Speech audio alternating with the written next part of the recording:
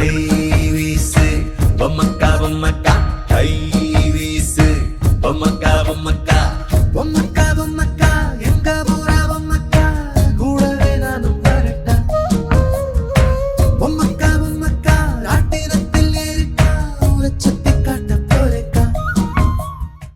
எவனோ ஒருத்தன் சான்ஸ் கொடுப்பான், எவனோ ஒருத்தன் வந்து வாழ்க்கை கொடுப்பான். இப்படி எவனோ ஒருத்தனை நம்பிட்டு இருக்கிறது பதிலா நம்மள நம்பி நாமளே இறங்கலாம், ப்ரொடியூஸ் பண்ணலாம், படம் எடுக்கலாம்.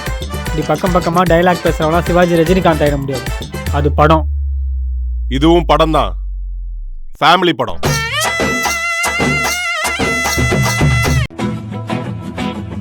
அனைவருக்கும் வணக்கம். நான் உங்கள் பத்திரிகையாளர் RS கார்த்திக். இந்த வீடியோவில் நம்ம பார்க்க இருக்கிறது நம்ம வேற லெவல் சினிமா சேனலோட சினிமா விமர்சனம்.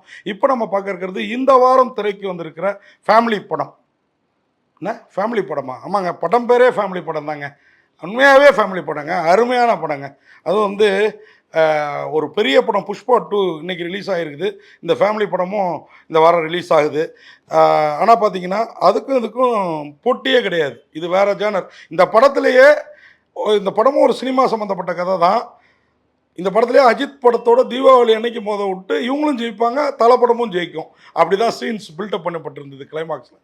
அந்த மாதிரி புஷ்பா 2 வந்திருக்கிற இந்த படமும் பேன் இந்தியா மூவி வேறு லெவலில் இருக்குது. புஷ்பா 2 இந்த படம் வேற ஒரு களத்தில் வேறு லெவலில் இருக்குது. ஆமாங்க, அப்படி ஒரு படம் தான். தமிழ் சினிமா இயக்குநர்கள் உண்மையாக சளைத்தவர்கள் அல்ல அப்படின்றத நிரூபிக்கக்கூடிய ஒரு படம் தான் இந்த ஃபேமிலி படம். இந்த படத்தில் உதய் கார்த்திக், விவேக் பிரசன்னா, சுபிக்ஷா, கயராமன், பார்த்திபன், குமார், ஸ்ரீஜா ரவி, மோகன சுந்தரம், கவின், ஜனனி, சந்தோஷ் கேசவன், அரவிந்த் ஜானகிராமன், அப்படி பலர் நடிச்சிருக்கிறாங்க. இந்த படத்தை செல்வகுமார் திருமாறன் இயக்கியிருக்கிறாரு.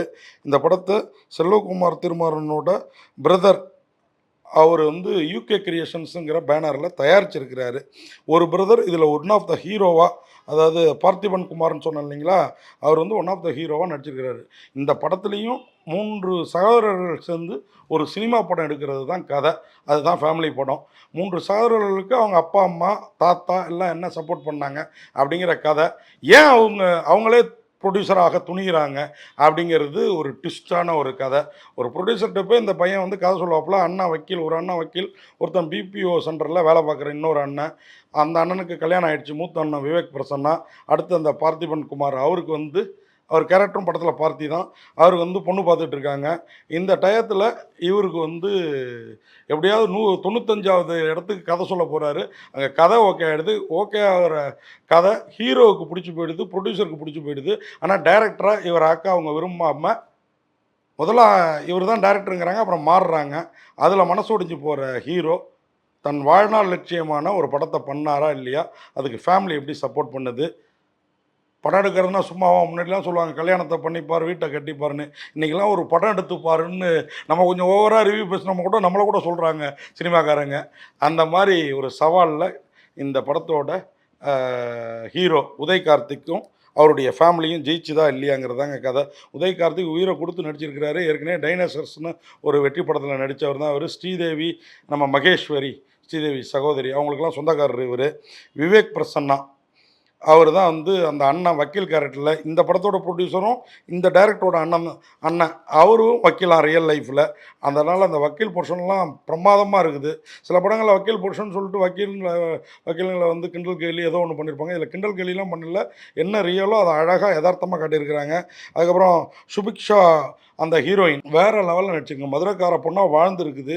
இவருக்கு இன்ஸ்டாவில் தொடர்பு இவர் ப்ரொடியூசரோட ஹீரோவுக்கு கதை சொல்ல போகிறப்போ ஹீரோ இவரை வெறுப்பத்தை அனுப்பியிருப்பாப்புல. அப்போ அங்கே காதலாக ஆறுதலாக அங்கேருந்து திருப்பி கிளம்பி சென்னைக்கும் இவர் கொஞ்ச நாள்லேயே திரும்பி வந்துடும். இங்கே வந்த பிறகு அவங்க காதல் கண்டினியூ ஆகும். அந்த பொண்ணும் உதவி பொண்ணும் இவங்க எடுக்கிற படத்துக்கு. அதன் மூலம் வர்ற பிரச்சனை தான் கிளைமாக்ஸு. அந்த கிளைமாக்ஸில் இவர் காதலியை கைப்பிடித்தாரா இல்லை கனவா மறந்தாராங்கிறத அழகாக சொல்லியிருக்கிறாங்க.